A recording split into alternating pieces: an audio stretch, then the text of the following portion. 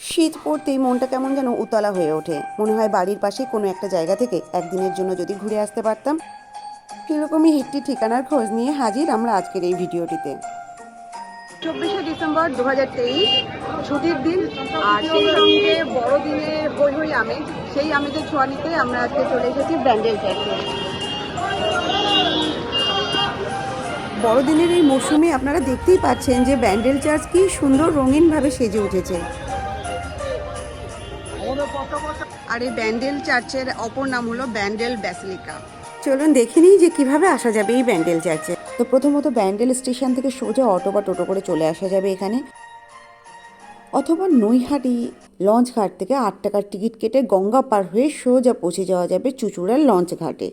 আর চুঁচুড়া launch ঘাট থেকে ব্যান্ডেল চার্চের দূরত্ব প্রায় 3.8 কিলোমিটার মতো, আর আমাদের 10 থেকে 12 মিনিট মতো সময় লাগবে। চুঁচুড়া লঞ্চ ঘাট থেকে নেমেই সামনে একটুখানি হাঁটলে পরে চুঁচুড়া টোটো স্ট্যান্ড রয়েছে। এখান থেকে 30 টাকা পার হেড আমরা সোজা ব্যান্ডেল চার্চের জন্য টোটো পেয়ে গেছি, আর আমরা চলে এসেছি।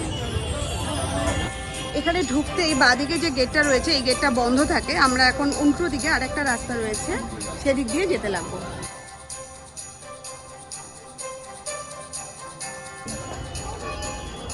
বেশ একটা প্যান্ডেল করে মরশুমের আমেজ এখানে দেখতে পাচ্ছি আমরা।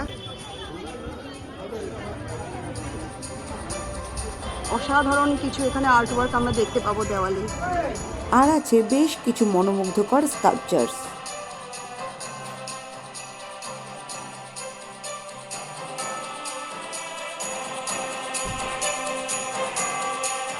আর ঠিক উল্টো দিকে বাঁদিকে পাঁচিলে তাকালেই দেখতে পাওয়া যাবে প্রভু যিশুর বাণী দেওয়াল জুড়ে লিখে রাখা রয়েছে। আর একটু হেঁটে এগিয়ে যেতে বাঁদিকে দেখতে পেলাম এই মিউজিয়ামটি। ছোটোবেলায় যখন এসেছিলাম তখন এখানে মিউজিয়ামটা ছিল না। এখানে রাখা রয়েছে একটা বিশাল আকার মাস্তুল। চলুন গিয়ে দেখতে দেখতে গল্প শুনি। সালটা ছিল 1655। এই বঙ্গোপসাগরের উপকূলে এসে একটি পর্তুগিজ জাহাজ ভয়ঙ্কর বিপদের সম্মুখীন হয়েছিল।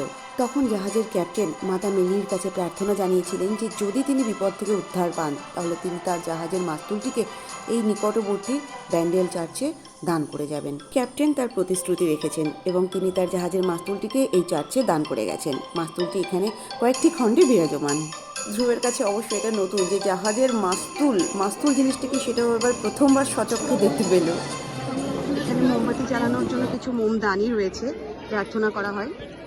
আর এখান থেকে উপরে উঠে আমরা সোজা চলে যাব এখানে যে পার্কের মতো সুন্দর সাজানো গোছানো জায়গাটি রয়েছে, আমরা একটু কাছের থেকে দেখব কেমন লাগে। অসাধারণ শিল্প নৈপুণ্যে সমৃদ্ধ এই স্কাল্পচার্সগুলো, মানে এগুলো এমনভাবে সাজানো হয়েছে যাতে কিনা আমরা সাধারণ মানুষজন বুঝতে পারি সহজে। মাঠে বসা বারণ, ডাস্টবিন ব্যবহার করতে হবে, খেলাধুলা করা বারণ আছে। আর এখানে দেখতে পাচ্ছি আরও বেশ কিছু মূর্তি, ছোট ছোট ভেড়া। এখানে রাত্রেবেলা নিশ্চয়ই আলোকসজ্জার ব্যবস্থা রয়েছে যেটা দেখতে আরও বেশি মোহময় লাগবে। আর ওই পাশে রয়েছে গঙ্গা। 1599-এ স্থাপিত হয়েছে এই চার্চটি।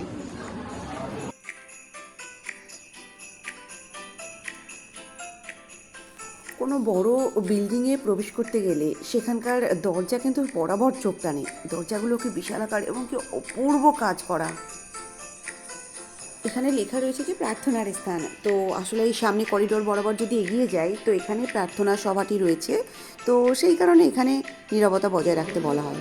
এখানটায় রয়েছে সাধারণের জন্য টুকিটাকি কেনাকাটার সুযোগ। আমি এখান থেকে 3টে মোমবাতি কিনলাম, 6 টাকা করে দাম নিয়েছে। তবে আপনি চাইলে বাইরে বাজার থেকেও কিনতে পারেন, আমি পরে গিয়ে বাজারটাকে দেখাবো। বাস কেনাকাটা হয়ে গেছে, তো আমরা আবার বেরিয়ে পড়লাম এখান থেকে।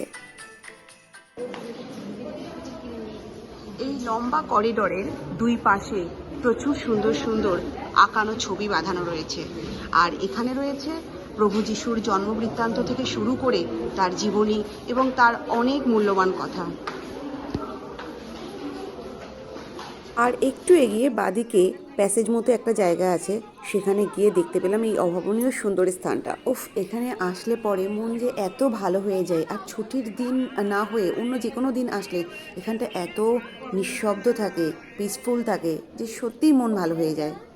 এই জায়গাটা নিয়ে না একটা বিশ্বাস আছে সবার মনে, মানে বলা হয় যে এখানে যদি কিনা কয়েন ফেলা হয় এবং সেই কয়েন এই জলের তলদেশ পর্যন্ত পৌঁছে যায় তাহলে মনের ইচ্ছা পূরণ হয়। তো ধ্রুব আর শামু এক এক করে দুটো কয়েন ফেললো। এখন দেখা যাক মনোবাঞ্ছা পূরণ হয় কিনা।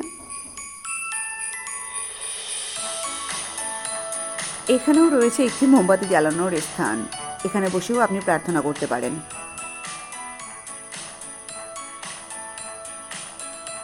ঝকঝকে আকাশের ঝকঝকে রোদ, আর ওই যে সিঁড়িগুলো দেখছি ওগুলো সোজা উপরে চলে গেছে। অনেকেই আবার এই জলটা চোখে মুখে ছিটিয়ে নিচ্ছে, বিশ্বাস করা হয় জলটি খুবই পবিত্র। তো ফলে আমরাও একটুখানি জলটা ছিটিয়ে দিলাম, আর এক ফাঁকে ধ্রুব সেরে নিল ওর প্রার্থনার কাজটাও।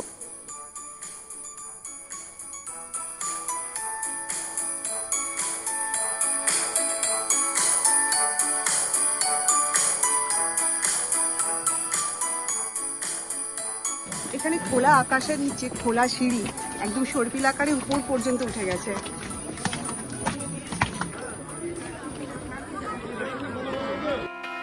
উপরেই রয়েছে মাতা মেরির কাছে এই সুন্দর প্রার্থনা গৃহটি, আর ঠিক উল্টো দিকেই রয়েছে আরেকটি প্রার্থনা স্থল।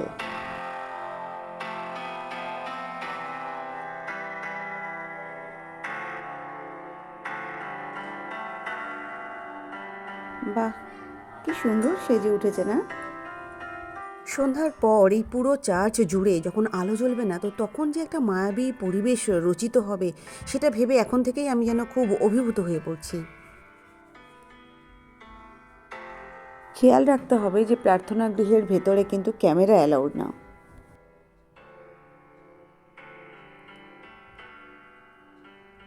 প্রার্থনা কক্ষ থেকে বেরিয়ে সামনেই রয়েছে দুটি সমাধিস্থল। যখন আমরা এখানে এসে বেশ কিছুটা সময় কাটাই তখন আরও কিছু কিছু বিষয় আমাদের লক্ষ্য রাখা খুব দরকার হয়ে পড়ে, যেমন কিনা এখানে পানীয় জলের ব্যবস্থা রয়েছে, আর রয়েছে জেন্টস এবং লেডিস টয়লেট।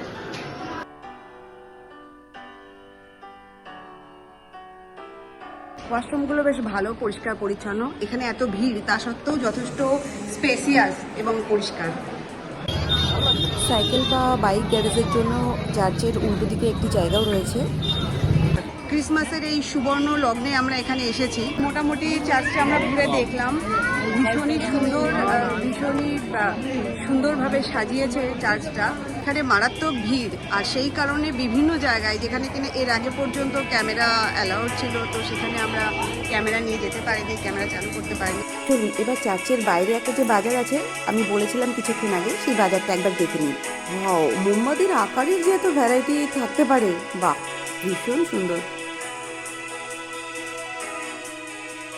টুকিটাকি শপিংয়ের পাশাপাশি এখানে রয়েছে হরেক রকমের মজাদার আইটেম, যা কিনা বাচ্চাদের ভীষণ পছন্দ হবে। আরে বাস, এখানে তো আবার ট্যাটুও করায়। যত হাঁটছি তত যেন অবাক হয়ে যাচ্ছি। আরে এই তো পুরো মেলা বসে গেছে, রঙিন রঙিন সব কোল্ড ড্রিঙ্কস বা জুসের দোকান, আরও আছে সব শোপিস হিসেবে সাজানোর জন্য সুন্দর সুন্দর ফুলের দোকান, মানে ওই আর্টিফিশিয়াল ফ্লাওয়ার্সগুলো আর কি। আরও এগোতে জানতে পারলাম যে এটা মেলার মতো নয়, পুরো মেলাই বসে গেছে। ক্রিসমাস সপ্তাহের পুরো 7 দিন জুড়ে এখানে মেলা চলে। হরেক ফুচকার স্টল, পাপড়ি চাটের স্টল, আইসক্রিম।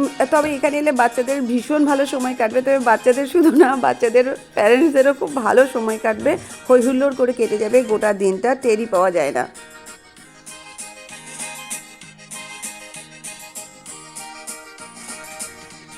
স্টলগুলো কিন্তু বেশ সুন্দর পরিপাটি করে নিয়ে বসেছে গুছিয়ে বাগিয়ে। মেলা ছাড়িয়ে আর একটু এগিয়ে যেতেই এখানে দেখলাম, বাহ, বেশ সুন্দর নৌকা বিহারের সুযোগ রয়েছে। এই জনপ্রতি 50 থেকে 60 টাকা মতো পড়বে। ওই পারে মেলা হচ্ছে, আমরা ওই পাশ থেকে একটা সাঁকো ছিল, সাঁকো দিয়ে এসে এখান দিয়ে নেমে এই রাস্তা দিয়ে সামনের দিকে চলেছি। মানুষের পায়ে চলার পথ তৈরি হয়ে রয়েছে এই জায়গাটায়, ফলে যেতে অসুবিধা হচ্ছে না। একটু নোংরা আছে কারণ এখানে এত বেশি ভিড় হচ্ছে রিসেন্টলি। তোমরা হচ্ছে ট্যুরিস্ট, তোমরা সুখের পাখি, আমি হচ্ছে ট্রাভেলার। সবসময় মনে রাখবে যে এই যে আজকে যেটুকু তুমি দেখবে সবচেয়ে বেস্ট হবে তোমার জীবনের দেখা। ওকে বস, ওয়াও, সত্যি সমূহ একটা অসাধারণ জায়গায় আমাদের নিয়ে হাজির করেছে। পাখিগুলো উঠছে, পাশ দিয়ে বয়ে চলেছে গঙ্গা নদী, বিস্তীর্ণ চারণভূমিতে ঘুরে বেড়াচ্ছে মহিষেরা। দেখে আমার না কেমন জানি কাজিরাঙা কাজিরাঙা ফিল এলো। ছোটবেলায় বাবা আমাকে একবার খুব বোকা বানিয়েছিল, মহিষের দল দেখিয়ে বলেছিল ওই দেখো গন্ডার, আর আমিও বিশ্বাস করেছিলাম। আজকের দুপুরটা আমরা এখানেই কাটাবো বলে ঠিক করেছি। কতক্ষণ থাকবে সম্মু? সূর্যাস্ত পর্যন্ত। এখান থেকে দূরে ওই যে ব্যান্ডেল ব্রিজটা দেখা যাচ্ছে, দেখুন কি সুন্দর লাগছে না? বড়দিনের হই হুল্লোড় ছাপিয়েও আজকে আর এক সত্যি আমাদের সামনে হাজির হলো। বহমানতাই জীবন, বয়ে চলেছে গঙ্গা, আর বয়ে চলেছে আমাদের জীবনও নিরন্তর।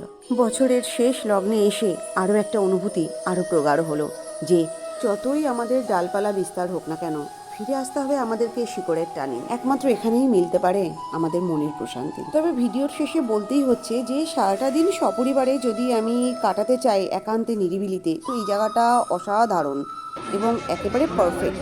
সকলে ভালো থাকবেন, সুস্থ থাকবেন। যদি আমাদের চ্যানেলটিকে ভালো লাগে তাহলে অবশ্যই লাইক এবং সাবস্ক্রাইব করতে ভুলবেন না। সঙ্গে থাকবেন।